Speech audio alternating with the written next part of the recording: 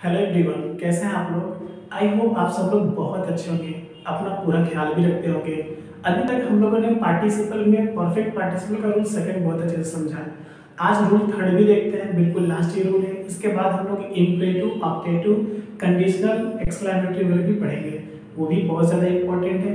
सबसे पहले हम परफेक्ट पार्टिसिपल का रूल 3 आज देखेंगे। बहुत ध्यान से एक एक वर्ड आपको देखना होगा, समझना होगा। ये थोड़ा सा कॉम्प्लिकेटेड है, टफ नहीं है, बिल्कुल हार्ड नहीं है, थोड़ा सा उलझा हुआ है। क्योंकि परफेक्ट पार्टिसिपल का रूल सेकंड के ही जैसा है, थोड़ा सा अलग है। वही जो थोड़ी सी चेंजिंग है, हमें आपको ध्यान से देखना होगा। आइए देखते हैं। परफेक्ट पार्टिसिपल रूल 3 को देखना होगा। जिस क्रिया के अंत में, देखिए ये जेन्युइन रूल पहन नहीं है, बिल्कुल इस तरह कोई पहचान होता ही नहीं है, लेकिन फिर भी एक छोटी सी पहचान के तौर पर मैंने लिख दिया कि हो सकता है इससे कुछ आपको हेल्प मिले। बट ऐसा हो सकता है, ऐसा ही होता है, मेरा ऐसा मानना नहीं है। ठीक है ना। तो जो भी हमने सेंटेंस लिखा इसी के बेस पर है, जो बहुत ज़्यादा इंपॉर्टेंट है। एक बार देखते हैं पहले। जिस क्रिया के अंत में, होने के बाद, वो करने के बाद, ये भाव ही बता देगा क्या कोई कार्य किए जाने के बाद या हो जाने के बाद या होने के बाद लग रहा है कि किसी द्वारा कोई कार्य किया गया है। क्योंकि ये पैसिव वॉइस का भी सेंस रखता है, तो कैसे होगा ये हम सारी चीज बता देंगे आपको। इसमें आपने क्या देखा था, पैसिव वॉइस में ऑब्जेक्ट को सब्जेक्ट बनाते हैं। फिलहाल अभी मैंने नहीं पढ़ाई है, बट होता ऐसे ही है कि ऑब्जेक्ट को सब्जेक्ट बना देता है। इसमें भी कुछ वैसे ही होने वाला है। किसी एक ऑब्जेक्ट को सब्जेक्ट के रूप में लिखा जाएगा, उसके बाद हैविंग भी लगा के थर्ड फॉर्म करना होगा। कैसे देखते हैं, देखिए होने के बाद वो करने के बाद शब्द आया, तो उसी क्रिया के पहले हैविंग बीन लगाकर वर्ब के थर्ड फॉर्म का प्रयोग करते हैं। जो भी क्रिया होगी जिसके बाद लगा रहेगा होने वाला करने के बाद, तो उसी का थर्ड फॉर्म लगाना होगा हमें।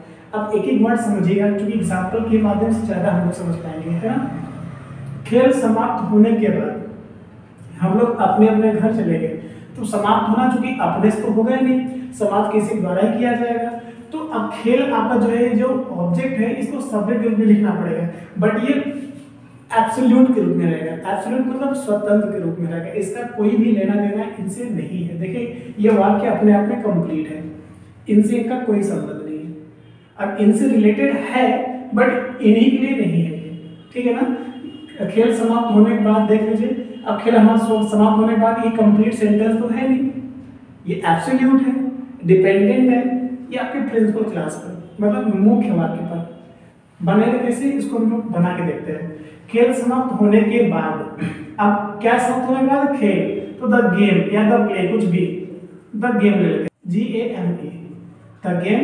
अब खेल आपका चूंकि है ऑब्जेक्ट, क्या लगाने से ऑब्जेक्ट निकलता है, बट हमने यहाँ पर सब्जेक्ट रूप में लिखा, क्योंकि परफेक्ट पार्टिसिपल का रूल 3 जो बनाना होगा हमको इसी तरह से ही बनाना होगा। स्ट्रक्चर हमें यदि लिखना चाहूँ तो आपको मैं लिख दूँ सब्जेक्ट, उसके बाद हैविंग बीन प्लस वर्ब की थर्ड फॉर्म, ऐसे ही होगा। उसके बाद कॉमा रहेगा, फिर अदर सेंटेंस रहेगा। अब यदि पैटर्न के रूप में जानना चाहते हैं तो आप जान लीजिए, सबसे पहले सब्जेक्ट, उसके बाद हैविंग बीन, वर्ब की थर्ड फॉर्म, कॉमा के बाद अदर सेंटेंस, ठीक। बट बना के देखते हैं, कंसेप्ट क्लियर हो जाएगा। The game having been, having been समाप्त होना क्या होता है, फिनिश, FINISHED लगा के थर्ड फॉर्म करना होगा, क्योंकि परफेक्ट पार्टिसिपल थर्ड फॉर्म से बनना ही है। तो the game having been finished, okay. अब आपको कोई यहाँ पर कॉमा लगाना होगा। हम लोग अपने अपने घर चले गए, तो कौन चले गए, हम लोग, वी चले गए, वेंट ना टू आवर होम। अब टू के बाद होम का प्रयोग नहीं होता है, इसलिए हाउस लगा दीजिए, ठीक है। बताएंगे क्यों। We went to our house, ठीक है ना। टू के बाद, चूंकि होम के पहले टू और द नहीं लगता है, ये ध्यान देना होगा। क्यों नहीं लगता है, ये आगे आर्टिकल जो पढ़ेंगे बहुत अच्छे समझाएंगे। तो the game having been finished we went to our house. अरे समझे, कुछ अलग है नहीं। ये एग्जाम में आपको बहुत ज्यादा हेल्प करेगा। आप बोल रहे हो तो परफेक्ट पार्टिसिपल और भी ज्यादा प्यारा लगता है बोलने में। कार्य पूरा करने के बाद मोहन कमरे में सो गया। कौन सो गया, कार्य पूरा करने के बाद सोया, मतलब कार्य किया गया है किसी द्वारा, चाहे मोहन ने किया चाहे किसी ने किया है, बट ये कार्य पूरा किया गया है। क्या पूरा किया गया है, कार्य। तो देखिए जो वर्क शब्द है यहाँ पर, ये आपका जो है ऑब्जेक्ट है, बट इसको सब्जेक्ट रूप में लिखना पड़ेगा मुझे। तो द वर्क, उसके बाद हैविंग बीन, ओके ना। The work having been, having been. अब पूरा करना क्या कंप्लीट, COMPLETE होता है ये। तो जब लास्ट में ई लगा है ये तो सिर्फ डी लगा के थर्ड फॉर्म कर दीजिए। ई नहीं होता तब एडी लगता है। तो the work having been completed मतलब कार्य पूरा करने के बाद या किए जाने के बाद, एक ही मतलब है, कार्य हो जाने के बाद, एक ही मतलब है। तो क्या करना है, the work having been completed, done, finished, ठीक है। मोहन कमरे में सो गया, सिंपल। अब इसके बाद आपको एक सेंटेंस बनाना है जो इससे रिलेटेड हो बट इस पर डिपेंडेंट ना हो। ध्यान दीजिए, डिपेंडेंट ये इस पर है ना कि ये वाला इस पर है। ये एब्सोल्यूट सेंटेंस है और ये आपका जो है ये वाला आपका प्रिंसिपल क्लास है, इसको मेन क्लास भी कहते हैं ना, मुख्य वाक्य। ओके ना। तो बनाएंगे कैसे, मोहन कमरे में सो गया। चलिए मोहन का नाम लिख दीजिए यहाँ पर, मोहन सो गया, स्लेप्ट। ओके ना, मोहन स्लेप्ट कमरे में, इन द रूम। सिंपल है। क्योंकि पास्ट में फिटनेस वर्क की सेकंड फॉर्म लगेगी, एम कैपिटल होगा, ध्यान दीजिएगा यहाँ पर, आप कैपिटल समझ लीजिए। Mohan slept in the room. अगला सेंटेंस, पाठ याद करने के बाद, पाठ याद किए जाने के बाद, मतलब एक ही है क्यों, चूंकि पाठ शब्द जो है आपका ये ऑब्जेक्ट है और यहाँ पर देखिए सब्जेक्ट के रूप में लिखा गया है। तो पाठ याद करने के बाद बच्चे मैदान में खेलने चले गए। तो पाठ याद करने के बाद, क्या याद करने के बाद, पाठ आपका यहाँ पर है देखिए। तो the lesson, LESSON, the lesson having been लगा दीजिए यहाँ पर। हैविंग बीन याद करना क्या होता है, लर्न, LEARN होता है, लास्ट में टी लगा के थर्ड फॉर्म कर देंगे, ठीक। सो अब यहाँ पर कॉमा हो जाएगा क्योंकि ये एब्सोल्यूट सेंटेंस तो है, नो डाउट, क्योंकि ऑब्जेक्ट को सब्जेक्ट बनाया, आपने वर्ब लिखा, थर्ड फॉर्म किया, तो ये सेंटेंस ही माना जाएगा। बट ये एब्सोल्यूट सेंटेंस माना जाता है, मतलब बिल्कुल स्वतंत्र, बिल्कुल फ्री। इसका किसी फिनाइट वर्ब से और किसी मेन क्लास से, मेन सब्जेक्ट से, मेन सेंटेंस से कोई लेना देना नहीं है, ठीक है ना। ये कह लीजिए डिपेंडेंट है। बच्चे मैदान में, कुछ चीजें और बचा है सर, पाठ याद करने के बाद ना, करने के बाद the lesson having been learn हो गया, गुड। बच्चे मैदान में खेलने चले गए, कौन चले गए, बच्चे, चिल्ड्रन चले गए, वेंट खेलने ना, खेलने, वेंट टू प्ले। यहाँ पर वेंट अभी नहीं करेंगे, वेंट अवे टू प्ले नहीं होगा, यहाँ सिर्फ वेंट कर दीजिए, मतलब चले गए, हो गया। खेलने टू प्ले, मैदान में, in the field, in the field बच रहा है, आप यहाँ पर समझिए, इन द फील्ड दिख रहा है आपको ना, मैनेज कर लीजिएगा क्योंकि स्पेस कम है।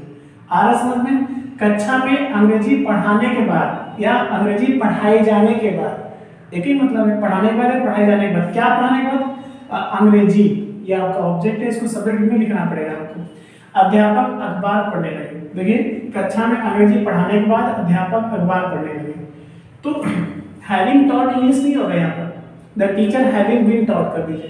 यदि सेकंड रूल से बनाना चाहते हैं तो क्या करना है, हैविंग टॉट इंग्लिश, अंग्रेजी पढ़ाने के बाद हो जाएगा, तभी से ये वो having taught English in the class, ये वाला सेंटेंस देखिए, having taught English in the class, teacher पढ़ने लगे, बिगेन टू रीड न्यूज़पेपर, हो जाएगा। लेकिन हम पैसेज बनाना चाहते हैं, क्योंकि हैविंग बीन थर्ड फॉर्म का मतलब ये वो पैसेज बनेगा, तो हमें ऑब्जेक्ट को सब्जेक्ट बनाना पड़ेगा। क्या, अंग्रेजी को सब्जेक्ट बना दीजिए यहाँ पर, द इंग्लिश सिर्फ इंग्लिश होगा, द नहीं लगेगा। इंग्लिश हैविंग बीन, हैविंग लगेगा यहाँ पर, ध्यान दीजिएगा, HAVING, हैविंग बीन। अब पढ़ाना, पढ़ाने क्या होता है, टीच होता है, टॉट करना पड़ेगा हमको, थर्ड फॉर्म। तो मतलब इंग्लिश हैविंग बीन टॉट, कहाँ, कक्षा में, इन द क्लास लिख दीजिए, इन द क्लास, कॉमा दे दीजिए क्योंकि एब्सोल्यूट है, इसको अलग करना। अध्यापक अखबार पढ़ने लगे, कौन पढ़ने लगे, अध्यापक, द टीचर। द इसलिए लगा क्योंकि सेम टीचर जो पढ़ाए वही पढ़ने लगे, द टीचर पढ़ने लगे, लगा, लगे, बिगेन टू, अभी मैंने पढ़ाया आपको, बिगेन टू रीड या स्टडी, रीड करिए यहाँ पर, रीड क्या, अखबार के न्यूज़पेपर होता है, NEWSPAPER, न्यूज़ ऊपर है, पेपर नीचे, जबकि दोनों एक वर्ड है। तो न्यूज़पेपर समझ गए आप लोग, लिख लेंगे, लिख लीजिएगा, ओके ना। आइए देखते हैं। So English having been taught in the class, the teacher began to read newspaper.